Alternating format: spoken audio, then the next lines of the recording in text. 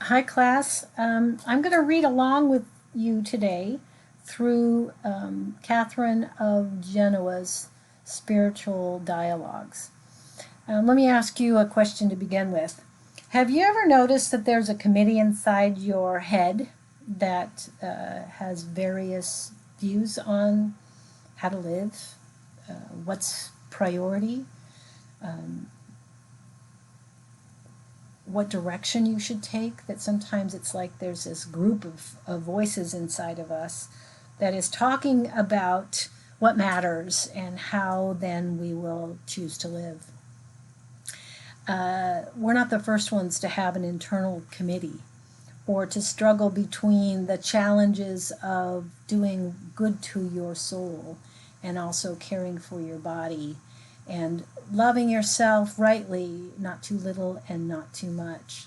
And so, if I asked you the question in this time when you just had to go home and you're trying to figure out who are you when you're back at home or wherever you are, and what do you do to take care of your body when there's all this conversation about the potential to get sick or to transmit disease or to be a contagion or to receive some sort of invisible virus from somebody else?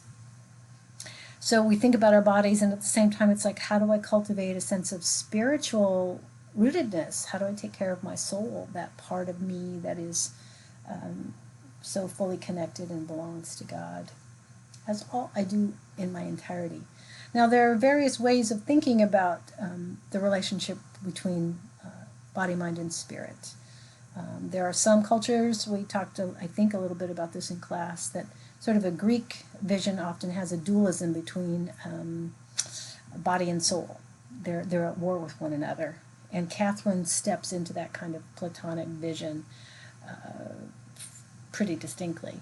There's a more Hebraic way of seeing the nephesh, the fullness of the person, that you can't take the soul and the body and pull them apart, that they're so intertwined that the soul means the wholeness of who we are, body, mind, and spirit. What we do know is Christians are called to love the Lord your God with all your heart, your mind, your strength, and love your neighbor as yourself. So we're called to love out of the wholeness of who we are. But still, in human life, there's often this committee that's having a conversation about what does that mean? Well, Catherine takes that kind of dialogue and she puts it on paper. And so our reading for this week from the primary sources is a look into a 15th, 16th century woman's dialogue within herself. So this is a dialogue between the body and the soul, and they're struggling as to who's going to lead, who's going to be in charge. And so the body says, let's ask a third party to come into the conversation and help us with the tension that we feel between body and soul. And so it's body's idea to bring in self-love to be the third mediating partner. So let me ask you, from your reading, what is self-love's aim? What is the mediating aim that the self-love seeks to bring into this warring conversation? You can look at page 207 and see what you find.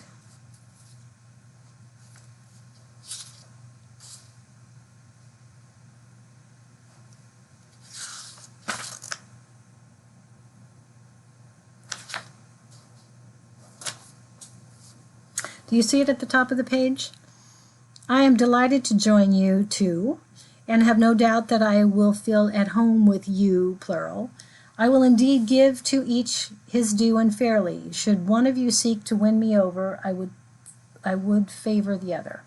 So self-love is trying to hold body and soul together. So as this goes on, you will remember that they go on a journey, body and soul, with the third self-love. And their journey says, for this week, we're going to put the soul in charge and see what happens. And so during that first week, the soul's in charge. And you can see down on later in that page on 207, you can ask the question, what does the soul prioritize? In this journey of body and soul together, if the soul is prioritizing what the soul wants and not paying much attention to the body, what kinds of activities get prioritized?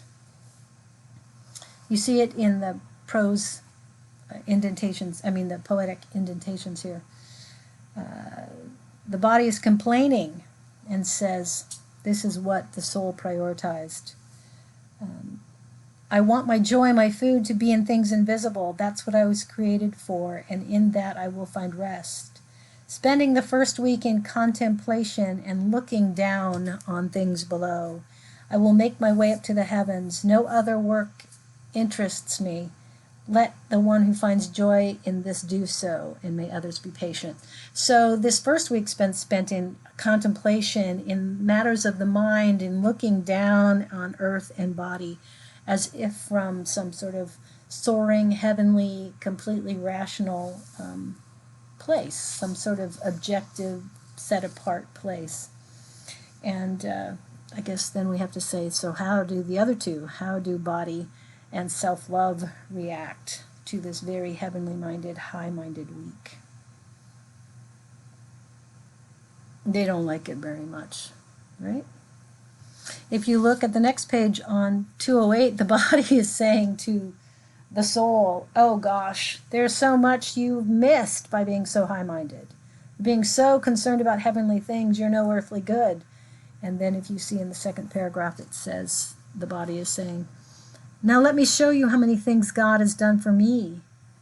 And the body showed the soul the heavens with its ornaments, the earth, the sea, the airs, the birds, the kingdoms, dominions, cities, provinces, spiritual and temporal, great treasures in song and music, food, all the joys the body could experience, all the earthly pleasures.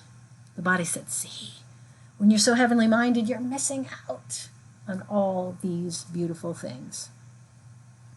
And so then it becomes the time for the body and self-love to have their week. And so it's decided that the soul will go after and just pay attention to heavenly things, and the body and self-love will pursue what they enjoy. Every part of the self will just, without order or without too many principles, just eat, drink, be merry, go for it. And what happens?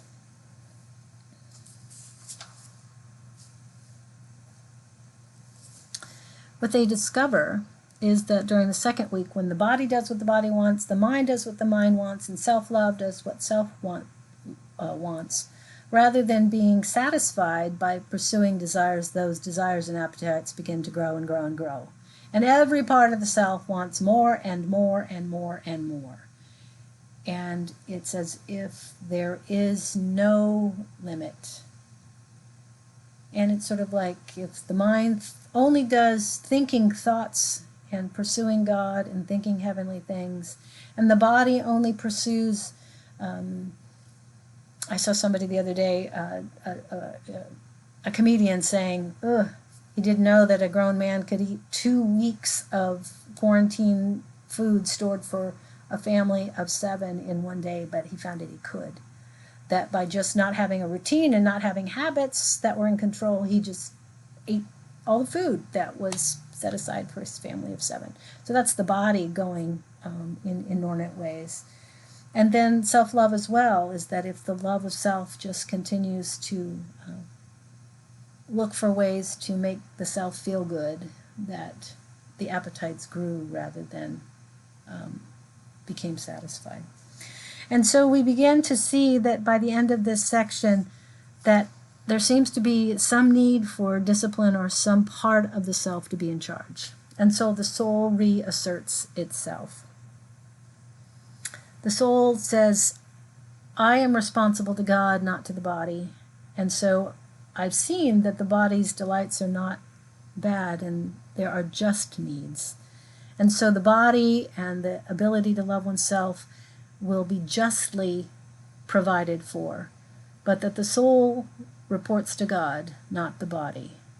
And therefore, there's this hierarchy driven between the head and the rest of the self. So the soul, which is associated with the rational here in this particular anthropology, is going to take back over. And the soul sets down some guidelines. You can see these on page 213. The body and the soul are, the body and self-love, body and self-love are charged by the soul to get rid of superfluous extra things. Feed your body and your self-love with the things that they need, but not everything. Put some limits there. The second is to recognize that as there's an overflow in the soul, over time, some of the joys of the soul and of the mind, which is presumed here, will begin to also overtake some of those cravings in the body. It sounds like there'll be some discipline or structure that begins to overflow from the soul or the ruling part of the being into the body, and there'll begin to be some firming up and some ability to not just overindulge in desire, but to rightly pursue the joys of life within some limits. And the body responds, though. The body doesn't have to just become a slave. The body says, remember, to the soul, you're called to love your neighbor, and the soul's closest neighbor is the body. And so within ourselves, this call to love neighbor is also an intrapersonal call, not just a interpersonal call to love the neighbor outside, but to love the neighbor inside, the neighbor of the soul, the body, and self-love. The soul has the final word, and you can see it on the final page here.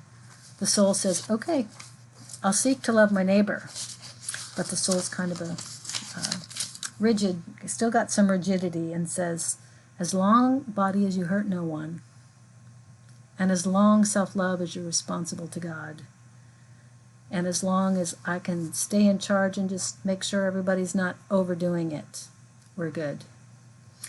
But if you hurt someone, or if you're not responsible to God, then I'm gonna make you my slave, take over in a master kind of way. And so there is this call at the end of this for cooperation with the inner committee, recognizing that that part of us that belongs to God is ultimately in charge. You could certainly draw a different kind of way of thinking about the human being. It's not just this way of the soul being in charge, the body with self-love kind of a mediating force. There's other visions, Christian visions, of how the inner committee works together. But I hope that you take from Catherine of Genoa this call to pay attention to the inner committee that lives in all of us, and to recognize that learning to love the parts of ourselves, learning to listen to desires, but not just to desires, to love ourselves, but to love ourselves rightly, not inordinately, and to make room for the soul, make room for prayer, make room for heavenly things, that in that neighbor love internally is the place in which we find peace with ourselves and peace with God. I find Catherine of Genoa very interesting, and I hope you think about that inner dialogue that's going on.